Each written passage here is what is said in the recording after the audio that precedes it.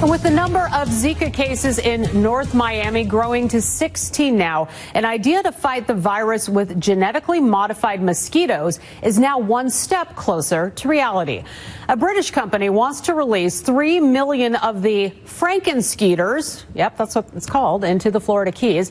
And now the FDA has granted final approval for this field test. So the idea is that the modified mosquitoes would pass on genetic traits to their offspring that cause them to die in the wild, and then greatly reduce the number of Zika-carrying bugs.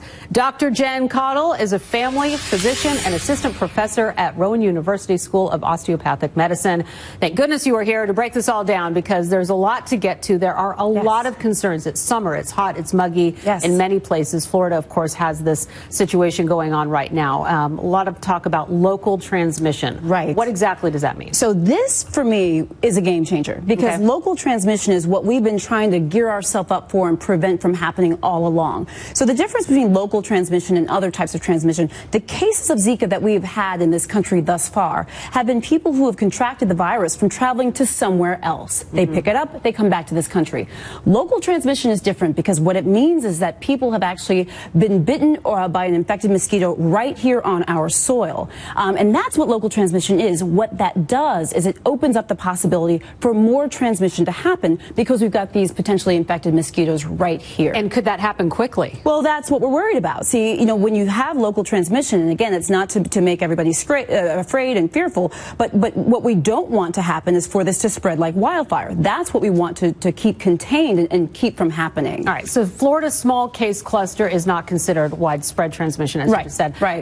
But the big picture, I mean, Florida, what about the muggy areas like Texas and down south? Right. Well, so this is the thing. We don't want it to spread to those areas. And remember that even though this is not widespread transmission, it's, you know, it's local transmission, but the CDC did come out and say that all pregnant women should not travel to this particular area in Florida. This is about a 1 mile square area in Miami-Dade County. That's a big deal, because what it says is it is happening. We do need to be vigilant. And that's why preventive measures really, not only for people in Florida, but for the rest of the country, this is where this really comes into play. It's like, it's game time. Right. It's game time what now. do you do if you're in Florida and you're pregnant? Well, you know, we know how cautious you need to be if you are pregnant, but for people who want to, for women who want to become pregnant and thinking, oh, I want to try in about a year or so, you still got to be careful, really careful right now. You do have to be careful. And I'm glad that you mentioned that category of women who say, may not be pregnant now, but are thinking about it. You have got to talk to your doctor about all the variables involved. But let's also bring in the other issue of the sexual transmission. Right. We know that Zika is transmitted not only by the bite of an infected mosquito, it can be transmitted from a mother to her unborn fetus,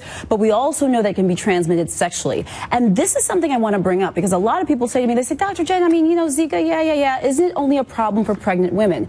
No, it is not just a problem for them. It's the biggest problem for them. But men can transmit it to their female partners, for example. And of course, if a woman is thinking about getting pregnant, that could very much impact them greatly. So that's why the CDC actually has a lot of guidelines on their website about if you are a man or a woman and you have a partner who's pregnant or going to become pregnant, when you should be using barrier contraception and protection and things like that. CDC.gov has all of that data, but it's important, and pay close attention is really what I want people to know. Right. And it's amazing, because a lot of people actually don't know. You talk to people, not everybody knows about Zika, and then you hear these warnings.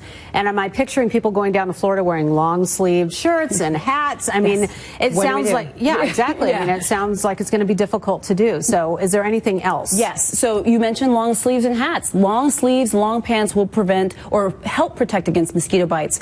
We want to make sure that we're wearing an FDA-approved mosquito repellent, one that contains either the active ingredients DEET or pericardin or IR3535 or oil of lemon eucalyptus. These are all products on the shelves. Go to Duane Reade or CVS, you'll find them. They're okay in pregnant women too, so wear that bug spray. But one of the biggest things, and the Florida Department of Health is talking about this, is for those down in Florida, get rid of those standing pools of water. Toys, pails, saucers for flower pots, vases. Wash them out, turn them over, or throw them out. But don't let them sit, because mosquitoes like to lay eggs around water. Do you get a lot lot of calls? Do people call you and say, yes, I've just been here and there?